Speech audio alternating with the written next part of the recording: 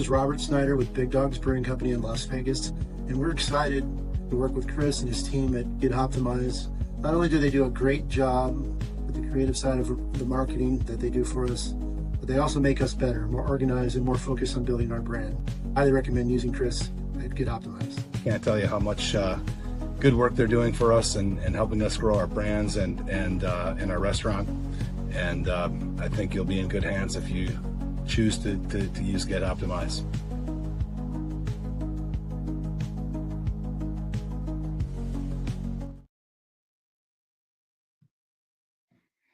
All right. Well, we're going to kick off this edition of the Panel Fest, where we're going to be talking about, well, the agricultural side behind the products that brewers are making. So we'll be chatting about barley planting, barley harvest, hop planting or hop harvest, as well as hearing from a few brewers that have embraced really reflecting the agricultural side for their products. So we're going to start with a round of introductions. I'm Jared Stober. I'm with Two Track Malting out of North Dakota.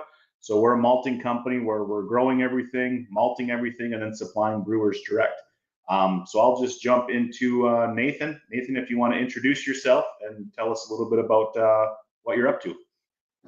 Okay. Yeah. Hello, everyone. My name's Nathan Boll. I am a farmer in north central North Dakota. So we grow a barley amongst other crops, spring wheat, canola, soybeans, and corn. I've been farming for about 25 years now, and I also sit on the North Dakota Barley Council's board of directors. So kind of wear two different hats, where you get to see the production ag side of it, as well as some of the research and development and some of the projects we sponsor through the Barley Council. Awesome. Thanks, Nathan. Eric. Yeah, hey everyone, my name is Eric Sannerud. I'm Sannerud Hop Consulting. I do a lot of work in hops. I used to grow hops commercially here in Minnesota, and I'm excited to chat hops with all y'all today. All right. Thanks, Eric. Tim? Hello, Tim Schnars from Meadowlark Brewing, Director of Brewing Operations, lead brewer, and I'm just kind of 20 years experience. Been using two-track and Gallatin Valley malt for the last, I don't know how many, 5 years or so, hardcore. So most of our beer is craft malt. So just glad to lend a little bit of insight into what that's been like for us. Thanks, Tim. James? Hi, I'm James Howdeshell. I'm the head brewer at Hob Brewing Company in Dunedin, Florida. I've been in the brewing business for about 10 years, and prior to that, I was a chef. I'm just here today to talk about my experience with craft malt. Okay. Well, thanks, everybody. So I think it would be best if we kind of start with, on how this whole operation works. A lot of people overlook that, without agriculture, there wouldn't be beer, or there wouldn't be, brewing products. So I think Nathan would be good to kind of talk about going into the field, from the time of planting to what to look for during the growing season and harvest, and we'll jump into the hop side, and then we'll start talking about on the brewing side. So this is one of those cool things where, like I mentioned, it's very overlooked on the ag side or the agricultural component. But these are the hardworking farmers. These are the people that are out in the field, making sure that you're getting the products you need to craft your tasty beverages. Sounds good. Well, thanks, Jared. Yeah, it's always a pleasure as a farmer to kind of share your story. And what better way to do it than over a beer and talking about barley and beers. So, the concept of farming hasn't changed since the beginning of time. We plant the crop, grow a crop, harvest a crop, and we sell a crop. But the level of technology and detail that's come about here in the last 10, 15 years is really amazing what we're able to do. We generally plant our crop, barley goes in the ground, around May 1st.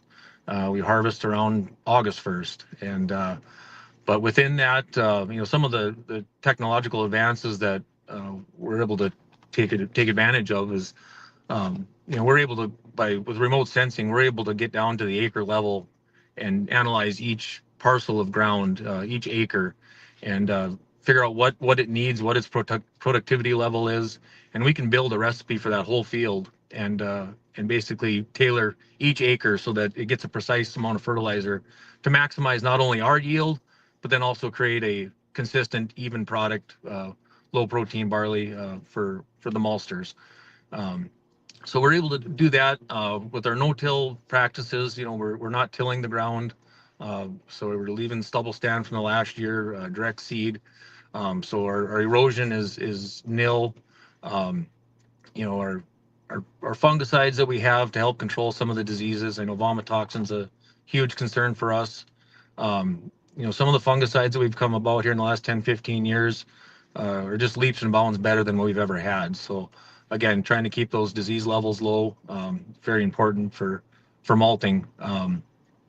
Moving in towards harvest into August, some of the equipment we have now, like for instance, our combines, we basically pull into the field, we set what crop we're harvesting, and we take off with the harvesters. But the harvester itself has cameras within it, sensors, and it basically sets itself, and it's continually adjusting itself so that it's harvesting that crop properly, not over thrashing, not skinning and breaking the kernels.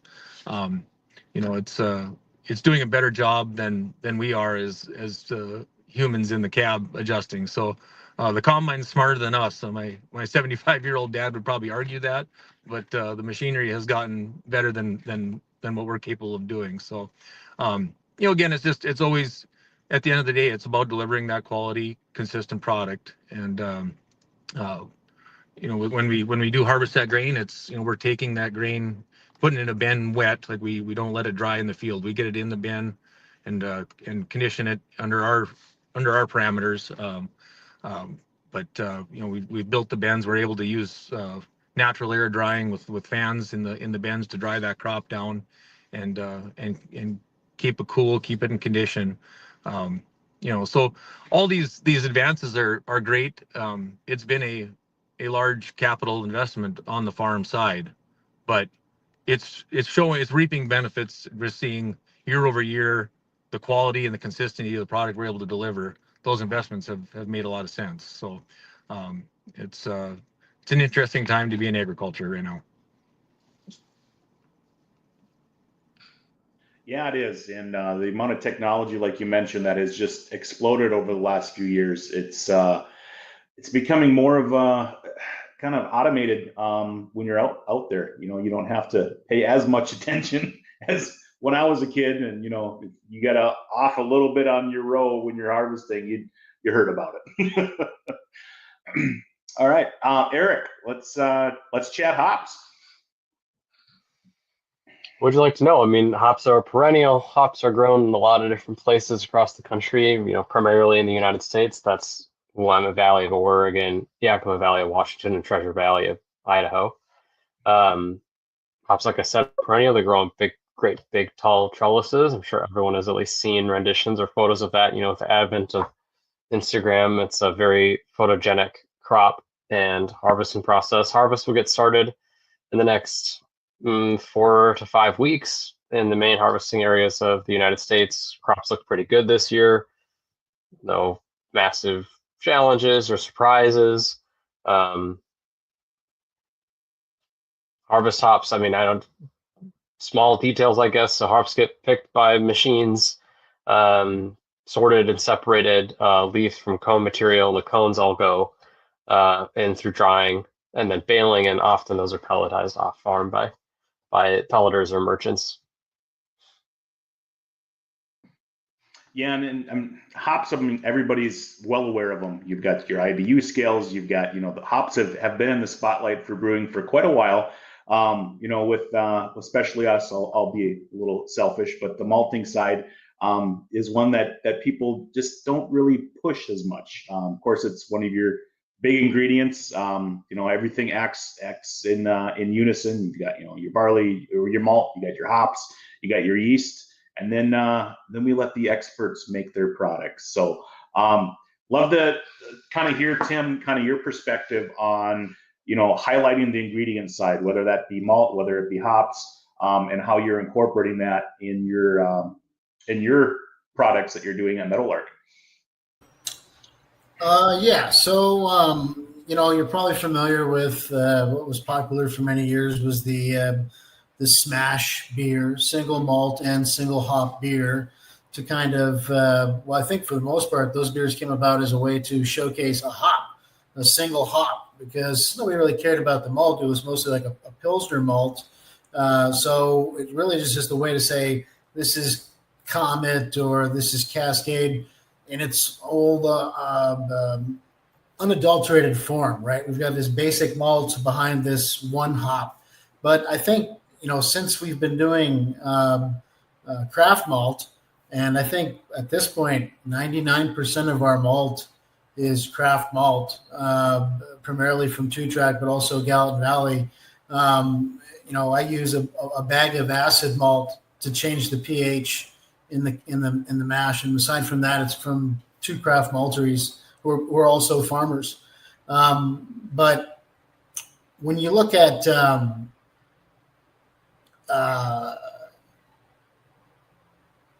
the kind of passion push for hops, right? You were just kind of talking about that. It's IPAs. I've seen me wanting to do more lagers, just these clean profile beers where we can actually accentuate the malt and taste what's really there. So we got a chance to use some Maltese, which is a new malt from Two Track. And that's what we did. We just basically did, most of it was 60% Maltese, and then the rest was a Pilsner malt, and then a couple of bags of Bakken 88, just to kind of try and see what a malt-forward beer would be like, and definitely in the low IBU threshold. But I think, when it comes to craft malt, we're finally getting to a place where it's not just traditional plant husbandry that is creating these crops. There's also some scientific work being done at universities to create these new strains of barley. So I think we're at that. We're well beyond the boutique stage of that. We're coming into that era of hop excitement, where we can start talking about these barleys in particular, and then saying, well, it tastes like this. And my mind goes to the flavor maps that talk about all the different flavors that you can find in a barley or in a malt, and depending on what type of malt it is. So mostly, yeah, I think at the beginning of it, it would be these solid, clean lager beers. But as it matures, you're probably going to see a lot of weird infusion malts, things like that. Sky's the limit, because now the maltsters have become like the craft brewers were, with all these new styles of beer and different additions. But that's my 2 cents. Oh, thanks, Tim. So James, you're definitely out of barley growing country, being down in Florida. Tell me about how you're, working with the ingredients and kind of what your perspective is from a brewery that is definitely a ways away from where it's growing. Yeah. So actually talking about research and stuff like that, University of Florida has been working on trying to figure out how to grow barley in the state of Florida, which is interesting. Not saying it would be better than other ones, but I think with the craft malts, we shopped around. We used to use the bigger name ones, and the consistency wasn't always there, what we were looking for. With the craft malters, it's easier, I feel like, to not only get consistent grain, but if you have an issue or you want to check with it, generally they're easier to contact or get a hold of. We use mostly, I'd say 90% of our grain comes from Two Tracks in North Dakota. So it's quite a haul for it to get down here. But I find that it works best with the what we're trying to do here, which is cover the IPAs for people, but we also push the malt forward brews, and people seem to be really receptive of it. I have seen a rise in lagers and pilsners. Seems to be the go-to right now. I like the hops. I like how people are getting away from always being so hop driven, overly hoppy. You want all that hop flavor when the grain also provides a huge role and part in what you end up producing.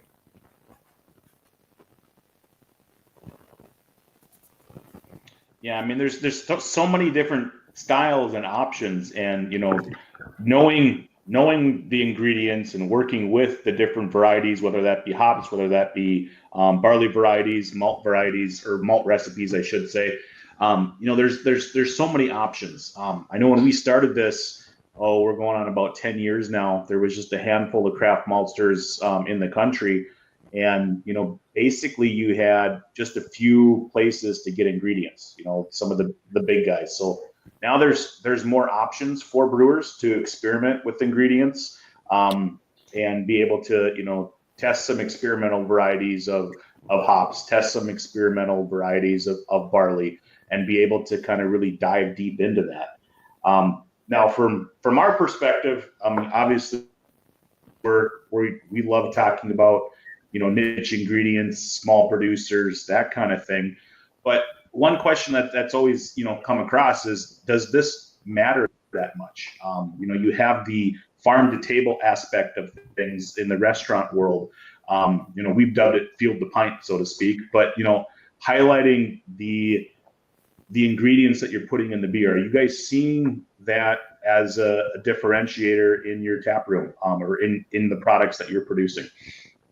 Because we got to, for us, I mean, we're growing it ourselves, but Nathan, he's a hardworking barley farmer. Eric, you've had a lot of experience in the hop side. Is all our blood, sweat, and tears making it work?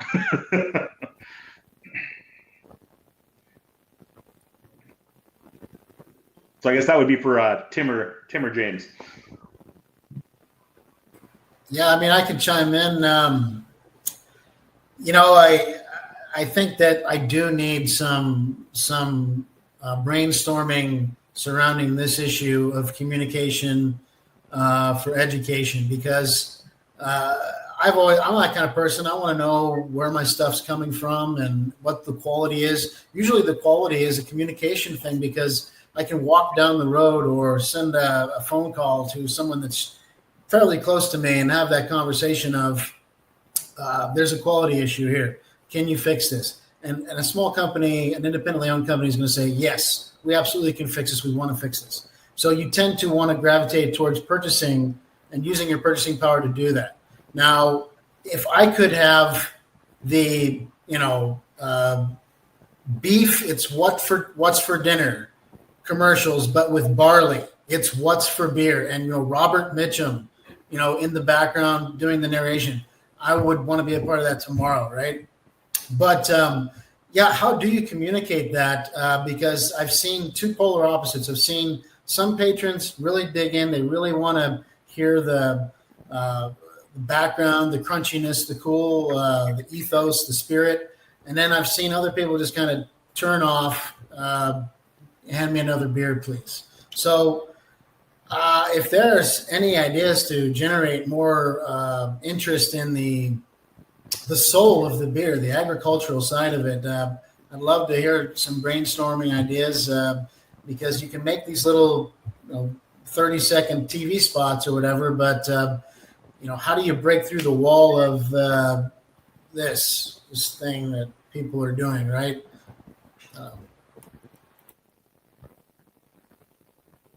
Yeah, and that's always one of the challenges is, how do you communicate that to the customers? How do you be able to, highlight, this is where it's coming from? Do they care?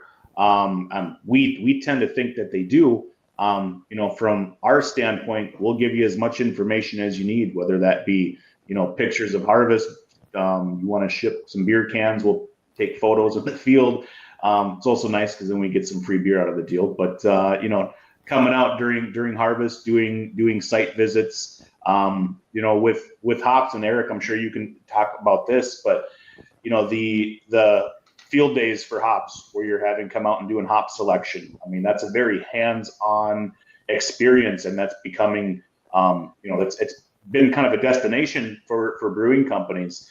The barley side, it's a little different, when you're talking about when the crop is ready. Nathan, you can attest to this. When it's ready, it's ready. You only have a few days and you're done with harvest. So trying to plan around that is always very difficult. But, Eric, kind of talk about how the hop tours have been, how, hop selection, and maybe there's a way that you can, highlight that from the brewing side of things, for customers to have an engagement, and, maybe give some pointers on how that could work, on the barley side, because we're all ears as well. I mean, hops are it's changing, and you all are part of that. But barley is so much sold on calculations, like this much, whatever. I don't actually. I'm a hop guy, but the color rating and the proteins and the whatever. And hops, yeah, they have alpha acid numbers, and there's total oil, and there's HSI, and there's these numbers associated with every bag of hops, but they're really valued for their subjective qualities of, does a brewer think this hop smells good, or does this brewer think this hop makes their beer taste good, or the way they want it to taste, or it maybe sometimes price point, but I'm not certain that price is the main motivator of hop sales for brewers. Hops are, so sort of to that point of being subjective, is you have to touch them, you have to smell them, you have to experience them to actually understand how much you value or want or need certain hops or varieties. And harvest is one of those great opportunities. One of the things that hop farmers know and are sort of up to is, a hop is never better than the day that you pick it off that plant and it starts to die. And then your job is through drying and then down the line processing and pelleting and bagging to keep that quality as high as possible, but it's a downward slope. So hop harvest is a wonderful place to be, to experience the hop in its full glory and the full aroma. If you've ever been in a picking facility during hop harvest, if people could make a beer that smelled that good, it would be the best IPA any of us have ever had. But yeah, I mean, that's just an impossible, ephemeral thing that I think we get motivated to chase and try to capture in a beer. But yeah, hop harvest and rubbing hops, I mean, it's called hop selection, and it can be hard to participate. Brewers have to usually trek out to Washington or Oregon or Idaho, or hopefully they have a local farm near them where they can have that experience. But increasingly, as the hop market, craft beer is, middling, the hop market is not expanding and exploding. It's, hard to sell hops now. It wasn't hard to sell hops 5 years ago. Merchants, farmers are looking for ways to increase the interest in the hops that they have to sell to the market. And so increasingly there's no minimums for participating in selection. There's remote selection where farms or merchants will ship samples of bales to you at your brewery, so you don't have to spend thousands of dollars going to sort of rural areas of Washington, Oregon, or Idaho to rub hops. Those are all fun trips, and everyone gets to drink and have a good time and pretend that they're cowboys or whatever. But frankly, the actual value of attending hop harvest, besides the relationships, which is special, is the rubbing of the hops, and that can be facilitated through the mail for a lot lower cost. So I think that for brewers who are looking to engage more in hop selection, for brewers who think I'm too small, I'm not cool, I'm not sexy, I'm not friends with the regional sales director, the way that things happen in this industry are very relationship based, which is good, and then also negative because it's cool kids clubs and all that crap. But you can break through that, find suppliers who are maybe smaller or more direct to farms, and you can find opportunities to do functionally hop selection from the comfort of your own brewery office. Yeah, I like that. It's the hop selection where it's coming to you. Definitely takes out a lot of the cost. You don't get that fun aspect where you're jumping on a tour bus and driving around, but that's one thing. Who's surrounded by beer? I bet y'all are listening, drinking beer, watching, listening, drinking beer right now. So it's really that special to go drink beer in some other space? Save yourself the time and hassle and money, and just drink your beer, rub our hops.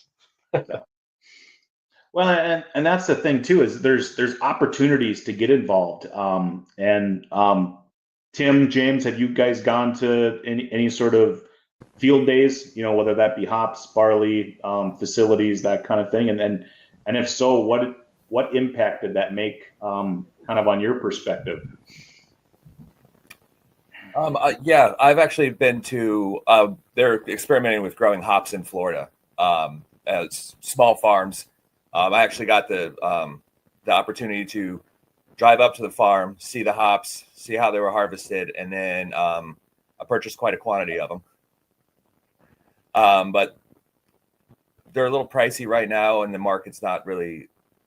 I feel like hops have oversaturated the market with so many varieties and things out there. But the experience was worth the hour and a half drive.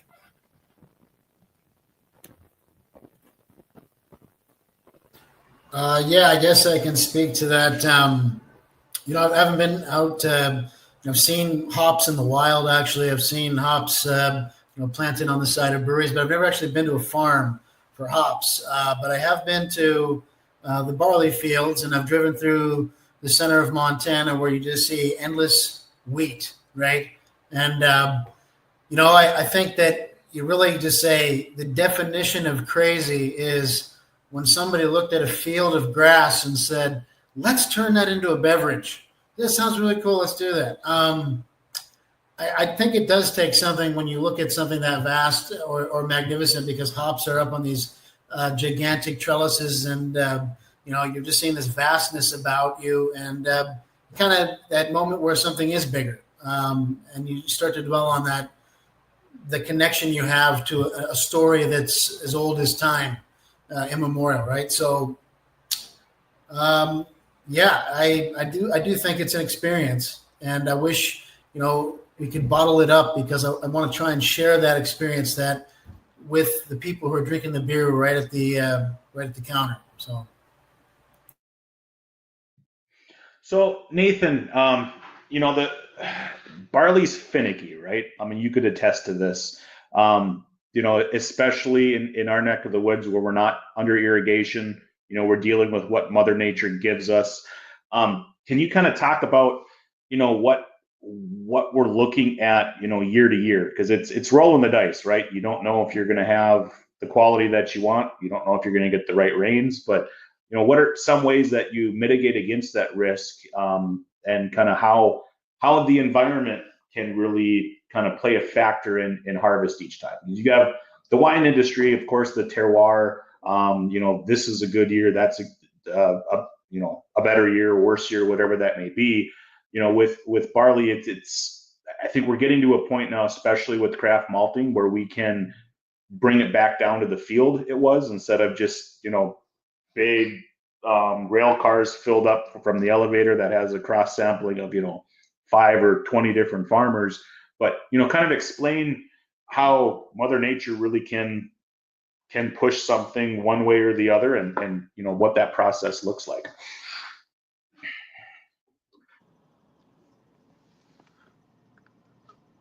I broke up a little bit there, Jared, but I think that question was directed at me. Yeah, I mean, the weather conditions are, that's out of our control. We've been able to mitigate, some of that risk by some of our reduced tillage practices. We've been able to be more efficient, raise more bushels with less water. That's been huge for barley. And then just but we're at risk. Like right now, this barley crop we're 10 days away from harvest, and all of a sudden now we're getting into a rainy spell, and we can it's not ready to harvest yet, but it starts raining, and we can lose the crop to pre-harvest sprout, and that's just a risk you take, and it's a lot of that's out of our hands, but we try to mitigate that risk, say by harvesting earlier, taking that crop, putting the bin in under wetter conditions, and then drying it down. So that's. But sometimes the world is just against you, and it's out of your control. But we do the best we can, and.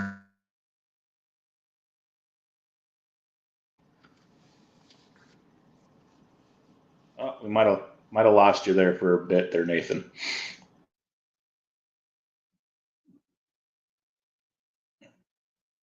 Yeah, well, I think we got the point. It's it's a risk, and that's been farmer mentality. I've had some people that have told us it's like, well, you're taking out all these loans from the bank, and essentially you're betting on red or black at a casino because you don't know what's going to happen for that year. So, we get the barley side. We're very familiar with that. But Eric, how does it, Mother Nature impact, your hop quality each year? Is it more consistent, or do you still run a lot of risks each and every year? I guess it feels a little different than barley. There's important timings, and there's all sorts of different type of crop risk. But in general, the hops have they'll come up depending where you're at, April or May. They'll be strung, they're trained, they're growing, harvest happens. You have enough time to sort of work through if it was hot in the spring or wet in the spring or cold in the spring or cold in the summer or hot in the summer. And different varieties will respond differently to different environmental factors. I'd say like the biggest sort of climate risk for hops starts with the fact that, from commercial perspective, industry perspective in America, the three little small zones in Washington, Oregon, Idaho account for basically all of the hops that America produces. And so if there was like a localized event, like a windstorm or a hailstorm or an earthquake, if something happened in a localized area, it could have an outsized impact on hop supply. And then bigger picture, there's less snow in the mountains. There's less rain filling the irrigation ditches. The hops are grown on the dry sides of Oregon and Oregon, Washington, and Idaho. These are functionally deserts, especially the Yakima Valley of Washington, where the majority of hops are grown in America, is an irrigated desert. And so the risk is to the water supply. There was water restrictions last year, and there's a complicated, convoluted set of water rights. But it's getting drier. There's becoming less snowpack. It's becoming hotter sooner. I think that the biggest sort of environmental threat to domestic hop production is a lack of water for irrigating, which would destroy yields and really damage quality. And then on the flip side, in harvest, the big threat is wildfire and then smoke taint, which people heard about. It's hard to know how expansive smoke taint is on any given harvest. The large merchants are incredibly active at trying to detect and prevent smoke tainted hops from entering the market. And right now, of course, we're in a scenario where there's plenty of hops to go around. And so, the last couple of years have been a good year for a bad crop of hops from the industry perspective. But yeah, from an environmental standpoint, that's the main risk to hops are drought and fire. Yeah, and I think that's one thing that we all get the reports from the Brewers Association, the hop report, the barley report. There's just so many things that are unknown when you start each year. And I think that for Tim and James, do you guys follow kind of how the reports are doing, or is it like, well, I'll deal with it when it comes? How active do you think brewers are on checking out the agricultural side and see if things are trending in the right direction? Yeah, I guess really acts of God. We can't do anything about acts of God. So when that happens, it basically the buck stops at the desk when you're writing that recipe, because every time you get new raw materials, you have to play with the recipe a little bit, like a soundboard at a different show. Every night you're playing at a different venue. You got to kind of play with the acoustics and see how it works. That's just raw materials in general. And so if the ag side of things can keep it consistent, great. But we have to be able to swing with our recipes seasonally. Yeah. Just 2 cents.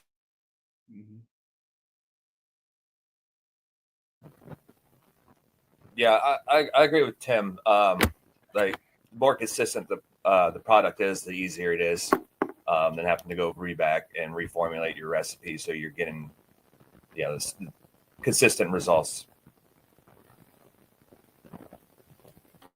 Well, and that's one of the things where, that inconsistency can be a swing. If we look back, what was it, 2021 or so, when that drought hit, especially on the malt side. I'm sure you probably saw that on your side too, Eric, when pretty much all of the US was under drought conditions. That was difficult. For us, we had enough in bins where it didn't really affect, so we didn't have to deal with the really high protein barley. But I mean, there's big swings that could happen that could take out a very fragile inventory source. Because there's only so much stuff grown for the market. I'm guessing, Eric, a lot of the hop supply is under contract as well for hop growers typically. Is there a lot of open market for those opportunities, or is it mostly everything that's grown is under contract? No, it's a little looser in hops, but it's tightened up dramatically in the last couple of years as acreage has come down, and sort of there was this big gold rush mentality in the industry where farmers and merchants speculated on a level of growth in hop demand that was frankly never likely to happen. They've hit the brakes the last couple of years, and hops, the majority of the acreage in the United States is controlled by a handful of private companies who functionally set the supply and to some extent have an enormous influence on the price, I will say. I won't say they set the price because I think that's an allegation, but they have enormous influence over the price. And so they have a pretty great power over how many acres of the varieties that they own are out there. And so they've been tuning that down to try to better match with supply. But from a point of view of like availability, hops are really not exactly a crop year to crop year thing, although brewers really heavily prefer the most recent crop year for reasons that on the hop side we don't fully understand where that came from, because 2022 might be the best crop year, the right crop year for what you're brewing. The brewers, they don't want to hear any of that. They want to buy 2024 right now, which is the current crop year. But there's tens of millions of excess pounds of hops in warehouses right now. The problem, there's too many extra hops and not enough places to put them. So from like a resiliency standpoint, in terms of like if there was a crop failure or something that would cause like a dramatic decrease or a sharp decrease in supply for the 2025 season, there's plenty of hops to go around globally even. So. Yeah, and Nathan, you can kind of talk about this, but barley is very different. So typically, you're not even putting barley in the ground unless you have a contract. And with how tight the acres are for barley right now, with the impact of people putting in corn, people putting in soybeans, you're competing for acres. So Nathan, maybe tell me kind of about what your perspective is, especially sitting on the North Dakota Barley Growers Association, and what that looks like overall. Sure. Yeah, like you said, everything we grow is under contract. There's very little open market barley grown, and I'm kind of an imposter on this panel. As a craft beer, I contract all my barley with Anheuser-Busch. Yeah, it's yeah, I guess it's there's so many competing crops in North Dakota we can grow. I can grow 7 different crops on my farm, and so if the market dictates it and the contracts are right, we'll grow the barley. But if it's not there, we'll grow something else. And so it's always hard to increase demand when there's no open market bushels. We want to try and sell more barley, but they have to contract it first, and so it's always kind of a chicken and egg kind of conversation. But we're working through that. There's excess barley rate. Yeah, we're still working through a couple of years of really good production here. 22, 23 were excellent years with really good yield, really good acceptance. So we're still chewing through some of that inventory. Acres are up in North Dakota this year compared to 24. So we're seeing a trend in the right direction anyway. But yeah, there's very little open market barley grown, and that's to say as a product of corn acres and soybean acres moving north and west in the state.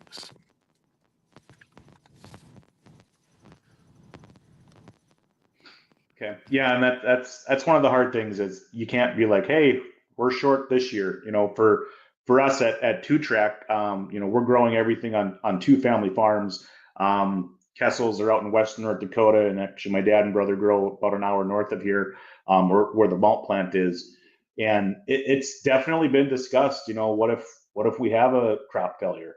We're in two different regions where we're mitigating some of that risk, but you never know what's going to happen. And barley isn't one of those things where you can just go, hey, let me go pick up some reserves. It's something you have to plan for. From our perspective, we're typically planning a couple of years out, so we've got stuff in reserve. So if there is a drought or if there is a catastrophic crop failure, we've got plenty in storage that we can come back to. Because barley will store fairly well, similar to what you're saying, Eric. With crop years, it under the right conditions, things can be stored and help plan against that risk. But yeah, it's something that you never want to see where you're dealing with environmental impacts that's taken out a crop. One thing, we talked about how do we share and how do we have that storytelling aspect at the brewing side. One new kind of project that actually Eric and I were working together, more so Eric was kind of getting things dialed in, is Farm Aid. So that's a project right now that we're working on really, connecting. Of course, the Farm Aid event is going to be the musical event that's helping farmers, but you also have the ability to have that storytelling aspect. So we're working with a brewery. They're brewing the beer right now and be able to kind of tie that into the Farm Aid aspect. But these are some of the things where we can start connecting that ag component and share that at the customer level. And Eric, you can jump in as well, but kind of talking about how that came to be and what are some of the hopeful impacts that we'll get, through this event. Yeah, well, my motto is brewing is ag, which I think is partly how you came up with the idea for this day. But it's finding that way of connecting the beer drinker to the ingredients and understanding it's an agricultural product and understanding the sort of complexities that are in that, but maybe even specifically more so educating the brewers, the brewing is ag, and whether, and I don't mean ignorant like in a rude way, but whether you're, that it's an agricultural product or understand the agricultural picture that you're participating in, it still exists, whether or not you understand that. And really implore, and part of what I do for my consulting work is helping brewers engage with their ingredient supply chain, trying to have a bigger picture understanding of the impact that the purchasing choices that they have make. I mean, frankly, brewers are, in general, craft brewers are tiny little businesses. And most of their ingredient supply comes very large, enormous businesses, and especially in hops. There's basically 2-ish, 3-ish mega global companies who control the hop trade. And there's a mismatch there in terms of scale, in terms of service, in terms of values, that I have always seen, especially when I was a smaller hop farmer myself, and just confused by. But now I'm just excited. And this brewing is ag, the Farm Aid beer. So Farm Aid 40 is in Minneapolis this fall, and worked with Jared and then a local brewery called Broken Clock Brewing Co-op. And yeah, we're making a beer with 100% Jared's malt, and then independent farmer-owned hops from the Oregon, from Willamette, the Willamette Valley, and it's going to be the beer of Farm Aid. And I think that's an enormous opportunity to connect the dots with an audience that is self-selecting into at least wanting to see Willie Nelson music, but also presumably into the idea of family farms and supporting family farms. And I think having spaces farmers markets, other spaces where people are interested and sort of self-selecting into this idea that I care about where my ingredients come from. I care about supporting American family farmers.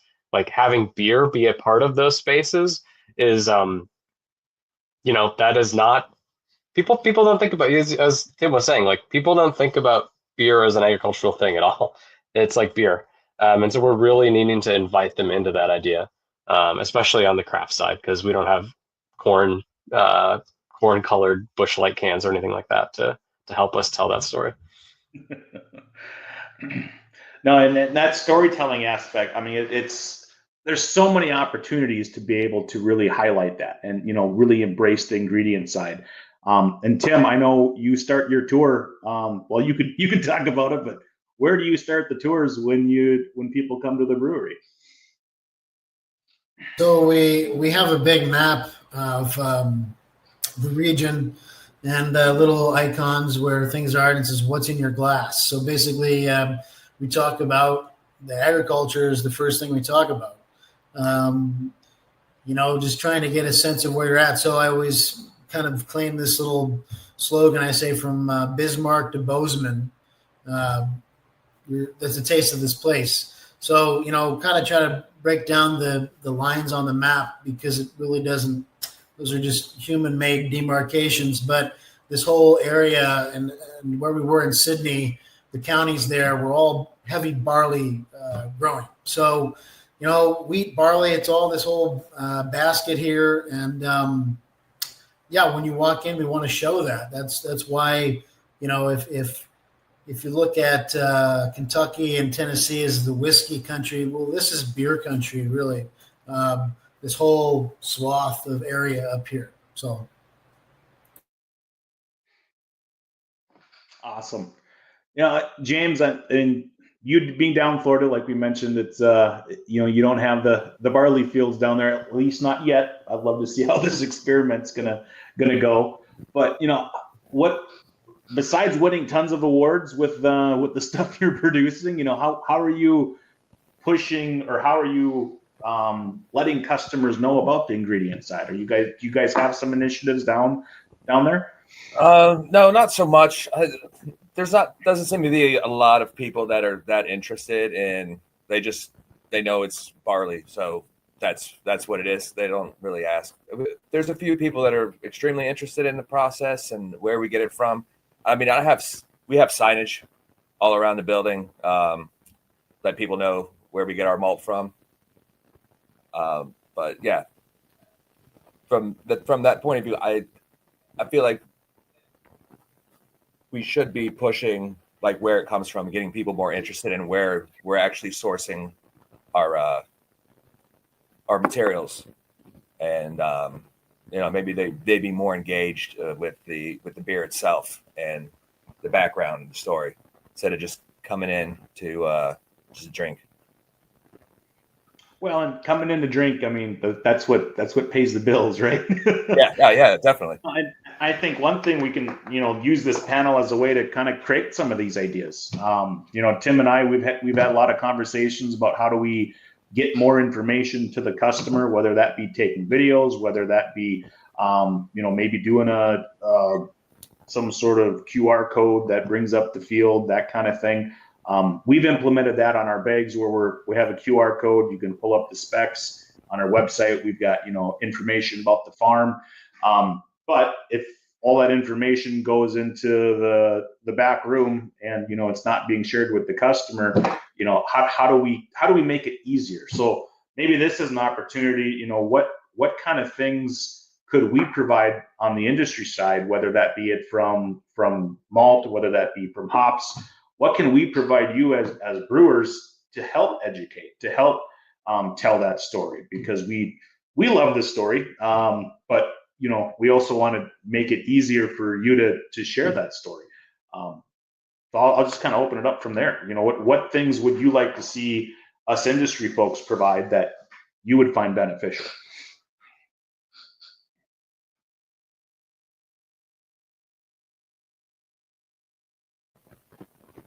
I mean, I think video, like, of the process from start to finish is great, because people are interested in that on the beer side, seeing it go into a mash tun and all the way through to packaging. So for grain like that, I mean, would have no problem playing that on a loop at the brewery in the tap room, so people can see and maybe get a little bit more interested. And QR codes, like, I like to read, especially when I'm just sitting there having a beer, and I wouldn't have any problem scanning a QR code and then reading about grain, where it's made, how the whole process goes. Because I know how it gets there, but like, I've never seen the actual malting process. I understand how it goes from grain to malt, but I mean, that would be something that I think people would be interested in seeing that, and then they would get more interested in it and then learn more about where it's coming from.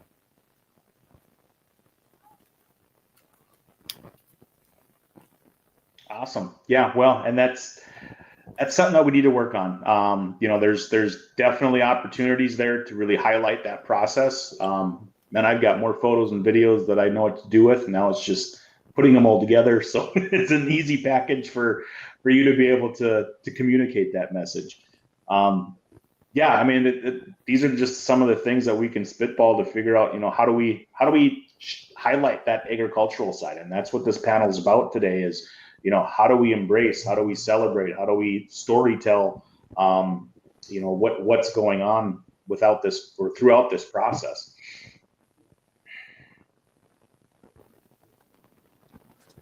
We've hosted a number of trade teams at the farm, and it always resonates well just seeing the equipment and riding in the tractor and then just getting that message out. Like say with videos and stuff, there's always there's an interest and a desire to have more of that, at least on the brewer side and the maltster side. But we're always happy to host people out on the farm. Mm-hmm. Just not in January, February, not a good time to come up north. And nobody wants to come see the snow. I don't get it, but yeah, no kidding.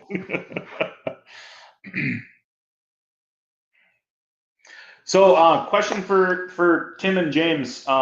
What's been a good experience or a good beer that you've created that's kind of dove into, on the ingredient side? I mean, every beer you make is going to be associated with ingredients, but what's one that's memorable that you're like, hey, I'm really proud of this. This was this hit all the marks, and how you attributed that to just the ingredients that you're using.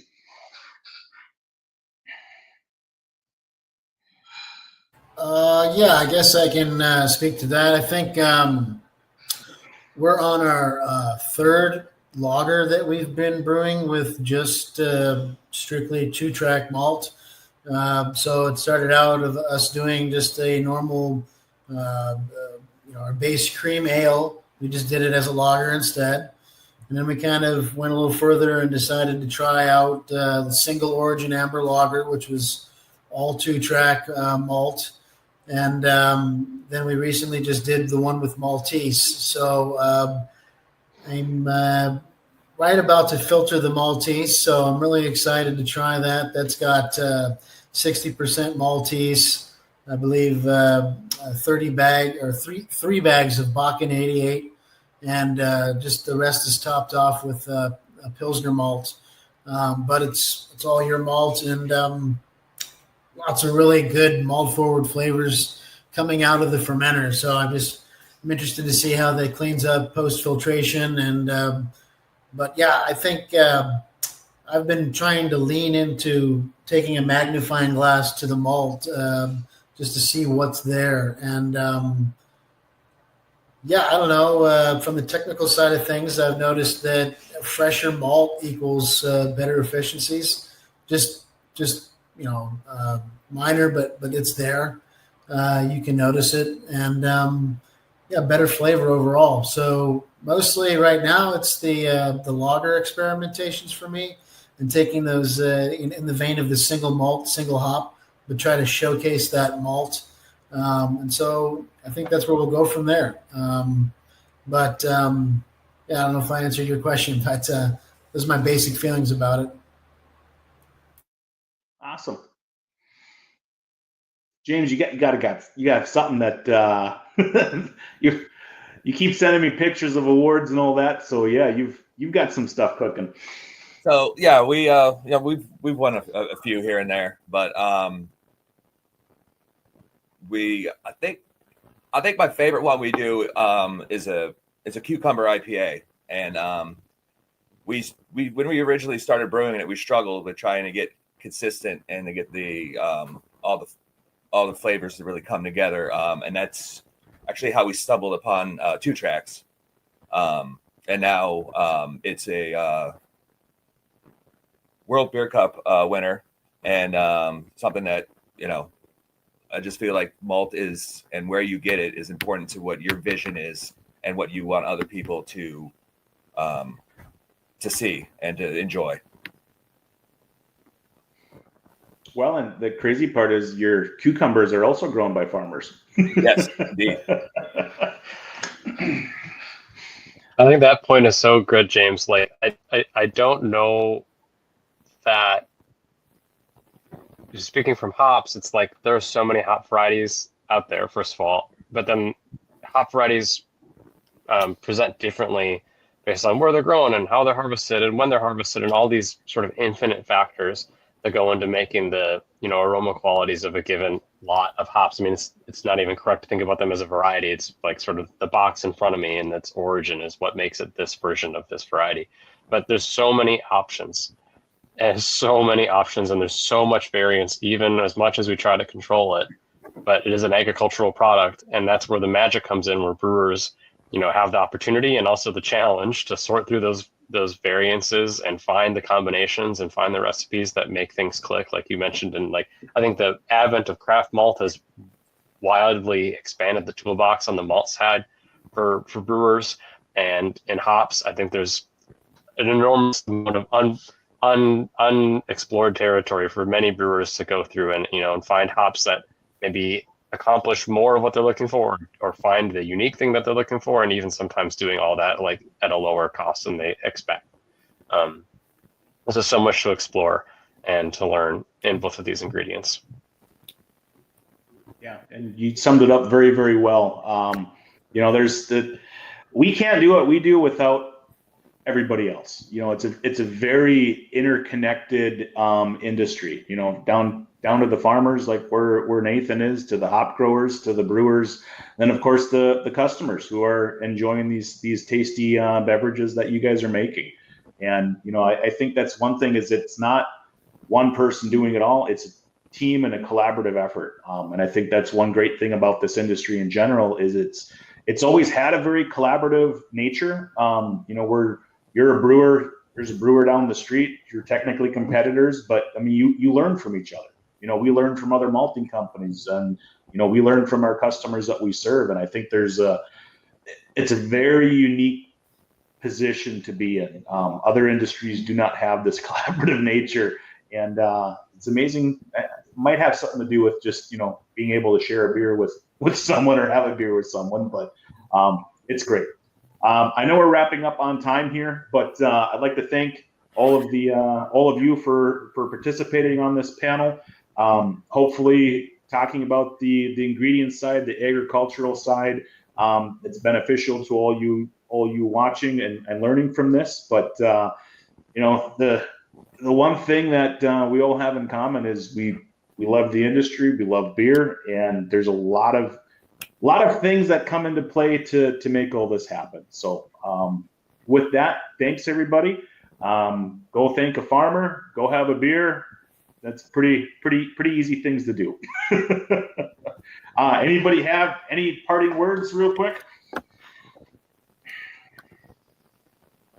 Just encourage anybody that has questions or wants more information, just feel free to reach out. I mean, we're out here to tell the story. So if they want farm level information, we're here for you. So awesome. Yeah, and ditto. Anytime you want to chat, we'll chat. So, all right. Well, thanks everybody, and we'll log off now. But yeah, thanks for the time. Appreciate it. Bye.